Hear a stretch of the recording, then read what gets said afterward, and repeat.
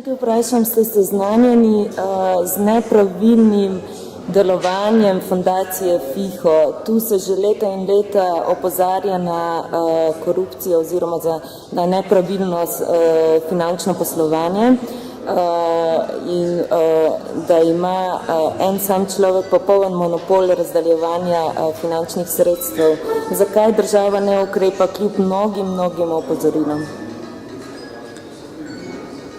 Večkrat dobivam določena sporočila strani gospe Elene Pečarič, ki opozarja na nenavadno poslovno delovanje gospoda Šuštaršiča in da je to nesprejemljivo. Mislim, da smo mi celo poskušali z drugačnim urejanjem razdeljevanja denarja, ampak so pa večina v tem parlamentu žal temu ni bila naklonjena. Je pa gospa Pečariča večkrat na te stvari upozorila poslance preko mailov in drugih virov obveščanja, tako da bi se težko zgovarjali, da nismo obveščeni in da ne vemo, kako te stvari potekajo. A se vam ne zdi sramotno, da se ne ukrepa? Ker od tega je odvisno mnogo življenj. Absolutno se zdi, morate pa razumeti, da recimo ni to materija, ki jo mi tukaj lahko spiševa in vloživa, ampak terja nekoliko več časa in prva stvar, ki jo pričakuje še, da bojo ljudje na ministrstvih pristojni za ta vprašanja, prva stvar, ki bojo delati te stvari. Kdo konkretno? Definitivno Ministrstvo za delo, družino in socialne zadeve, ki mora biti. A poznam se pogosto še prejšnjo problematiko glede FIHO, Fundacije za financiranje invalidskih in humanitarnih organizacij. Ste kaj seznanjeni o tem delovanju, o nepravilnostih, o katerih stalno poročamo? FIHO ima stalne probleme glede financiranja. Najbolj žalostno pri tem pa je, da je kar nekaj zadev romalo tudi kot prijava na Komisijo za preprečevanje korupcije. In to je tisto žalostno, da se izkorišča stisko ljudi danes v družbi, sploh pa še posebej takšna kategorija, da se to izkorišča za neke osebne interese. In meče potem slabo luč na celotno organizacijo in vse skupaj. In se potem ne da doseči tistih ciljev, ki bi jih lahko dosegli. Ravno zaradi tega. Kako to, da se fundaciji FIHO dovoljuje, da je popolnoma neodvisna, da nima nobene kontrole in da je gospod Boris Šuštaršič še vedno edini govorec z Pahorju? Kako to, da prav on, ki je osumljen vseh teh dejanj, da ima popolni monopol nad denarjem in da se tu dogajajo grozljive nepravilnosti, da je on vabljen na vlado in on edini govorec za dan hendikapiranja? Tukaj je vse na teh nadzornih mehanizmih. Same organizacije imajo neke notranje pravilnike, po katerih nadzor naj bi potekal. Zdaj, prvi korak je, da se ta nadzor upravi, drugi nadzor pa je, da se pritisne na ustrezne institucije. Komisija za preprečevanje korupcije je ena od teh institucij, zdaj pa kaj so pa naredile druge, pa ne vem. Tako da je potreben tukaj pritisk civilne družbe, da bolj opozarja na te napake. Jaz mislim, da se premalo opozarja na te napake v FIHO, sploh v javnosti.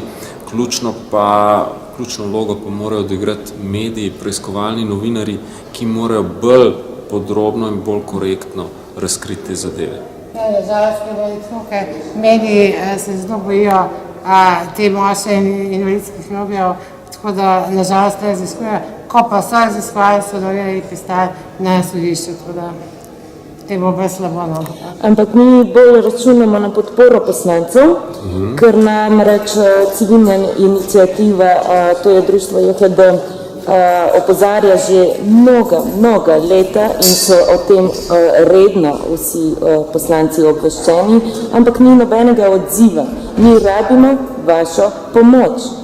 Poslanci morajo pa po drugi strani pritisniti na izvršno vejo oblasti in več kot bo informacij, lažje bodo pritisnili na te veje oblasti in poklicali resorne. Vi ste poslanec, ko ste to storili? Bomo vsekakor sprožili zadeve, bomo pa, če ne drugega, preverili, kje so postopki, ki so se začeli na Komisiji za preprečevanje korupcije. Ja. To so te ključne institucije. Ja, veste, beseda invalid, ki jo vedno znova uporabljamo, ki jo imamo celo v ustavi. Ne. V Mariboru sem skoraj znorel, smo imeli tam v parku, kaj je že, prometni znak s podnapisom pazi slušno in ne vem kako moteni. Nemotene so te osebe, ki take znake postavljajo.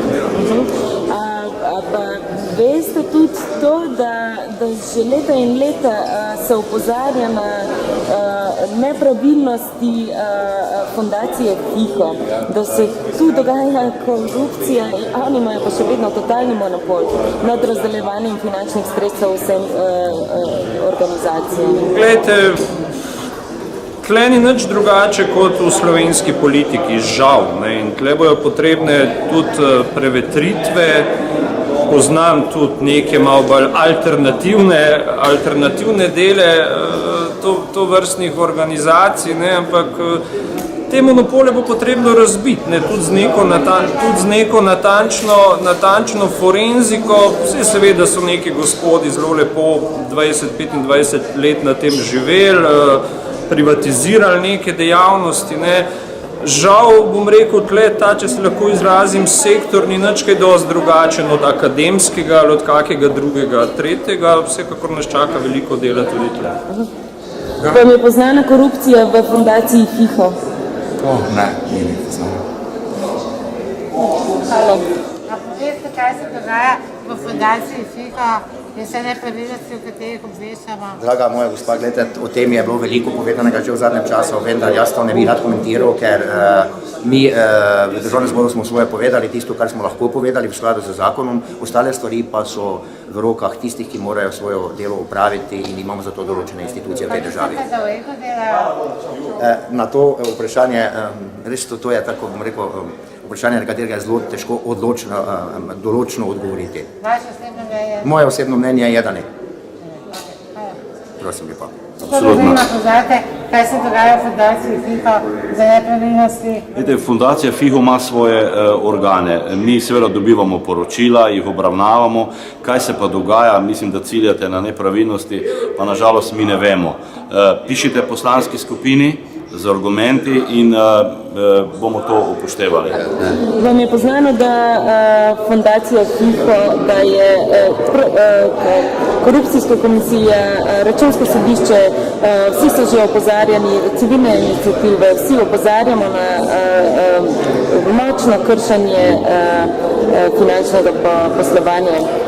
Imajo popoln monopol in nihče jih ne nadzoruje. Torej, Boris Šušteršič ima monopol nad invalidskimi organizacijami že mnogo leta. Ja, to poročilo sem videl, oziroma to pogodajanje poznam, samo težko se pa natančno opredelim. Poglejte, ali je res ta asistenca, kot se pred času se spomnim, ali mora biti asistenca 24 ur na dan, ali je to 12 ur na dan, ali je 16 ur na dan, tu so te razlike, ki jih jaz seveda zdaj pa težko ocenim na ta način. Če fizično se ne morete premakati in brezti, pa ste aktiven, delati pismo, delal s temo, kaj vas zanima, ne morete. Koliko na dan rabite osebne asistence? No, ampak recimo, pogledajte, zdaj, ko je v Državnem svetu to poslušal, torej, se pričujem, Boris Šušteršič to razlagal, on je tudi rabi, zdaj nisem videl prave razlike, zakaj bi on bil proti temu, pravzaprav proti invalidom, če prav razumem naše nasprotovanje. Zato, ker on v bistvu to ima in drugi pa ne, in potem so odvisni od drugih, od staršev, od njega, od vseh doktrin, ki dobijo, ali vedno zagovarja, da težki invalidi moramo pristati v domu starejših občanov, medtem ko sam svobodno živi. In to ni pa, če ti lahko za sebe poskrbiš, poskrbi tudi za druge. In gledajte, tako je, vidiš 24 ur. Tisti, ki rabo, to rabo, če bodo biti aktivni in živeti. Jaz sem pa 70 ljudi pristala v domu starejših občanov, ki bi lahko samo umrla. Če ne bi dušla RHD in ne bi dobila asistence, mi ne bi več bilo.